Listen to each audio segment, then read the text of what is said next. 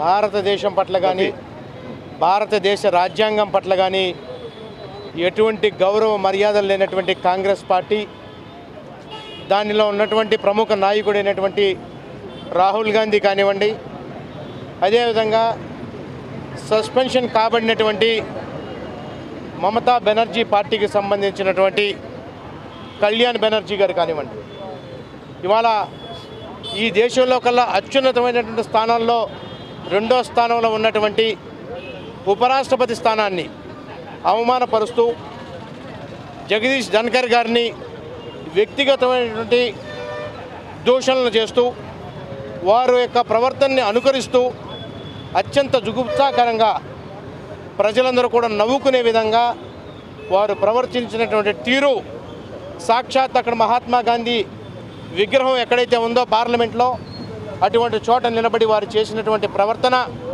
Bharatiya Janata party తీవ్రంగా ఖండిస్తూ ఉంది. జగదీష్ ధన్కర్ గారు 2 సార్లు ఎమ్మెల్యేగా, ఒకసారి ఎంపీగా, మరొకసారి వెస్ట్ బెంగాల్కి గవర్నర్గా పనిచేసినటువంటి వ్యక్తి. 72% ఓట్లతోటి భారత ఉపరాష్ట్రపతిగా అయినటువంటి ఒక అత్యున్నతమైన స్థానంలో, రాజ్యాంగబద్ధమైన స్థానంలో ఉన్నటువంటి వ్యక్తిని అత్యంత దుగుత్సాకరంగా వారు ప్రవర్తించినటువంటి తీరు తీవ్రంగా ఆక్షేపణీయమైనటువంటి సందర్భం. దాన్ని మద్దతిస్తూ వారికి మద్దతుగా నిలబడినటువంటి కాంగ్రెస్ పార్టీ కానీ ఇతర ప్రతిపక్ష పార్టీ ఎంపీలందరూ కూడా ప్రవర్తనని భారతీయ జనతా పార్టీయే కాదు, ఈరోజు ఈ దేశంలో ఉన్నటువంటి ప్రతి ఒక్క రాజ్యాంగాన్ని గౌరవించేటటువంటి వ్యక్తి, అంబేద్కర్ని గౌరవించేటటువంటి ప్రతి ఒక్క వ్యక్తి కూడా ఇవాళ సిగ్గుతోటి తలదించుకునేటటువంటి పరిస్థితి ఈ కాంగ్రెస్ నాయకుల వల్ల జరుగుతూ ఉంది. ఒక్కటే చెప్తా ఉన్నాం, ఎక్కడో ఇటలీలో పుట్టి ఇటలీలో నుంచి ఇక్కడికి వచ్చి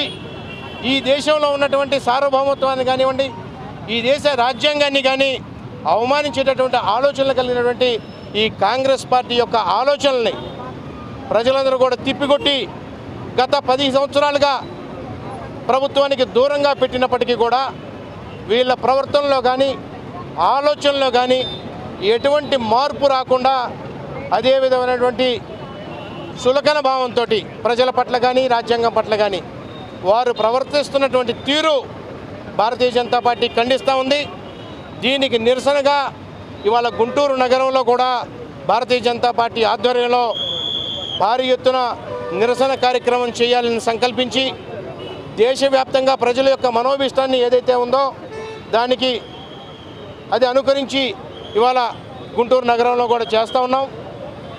ఈ కాంగ్రెస్ పార్టీ నాయకులందరూ కూడా క్షమాపణ చెప్పి రాజ్యాంగానికి క్షమాపణ చెప్పాలా, ఉపరాష్ట్రపతి గారికి క్షమాపణ చెప్పాలా, ఇతర పార్టీ సంబంధించినటువంటి ఆ రోజు పార్లమెంట్లో ఉన్నటువంటి ప్రతి ఒక్క వ్యక్తికి కూడా క్షమాపణ చెప్పి బేషరతుగా రాజీనామా చేయాలని చెప్పి భారతీయ జనతా పార్టీ డిమాండ్ చేస్తూ ఉంది. రాహుల్ గాంధీ డౌన్ డౌన్, రాజ్యాంగం తెలియని Rahul Gandhi down down, down down Rahul Gandhi down down, down down Congress party down down, down down Congress party down down. రాజ్యాంగ లోక్సభ ఉపరాష్ట్రపతి ధన్కర్ జిందాబాద్ జిందాబాద్, ఉపరాష్ట్రపతి ధన్కర్ జిందాబాద్ జిందాబాద్, గొప్ప న్యాయ కోవిదుడు ధన్కర్ జిందాబాద్ జిందాబాద్, ఉపరాష్ట్రపతి ధన్కర్ జిందాబాద్ జిందాబాద్, న్యాయ కోవిదుడు ధన్కర్ జిందాబాద్ జిందాబాద్.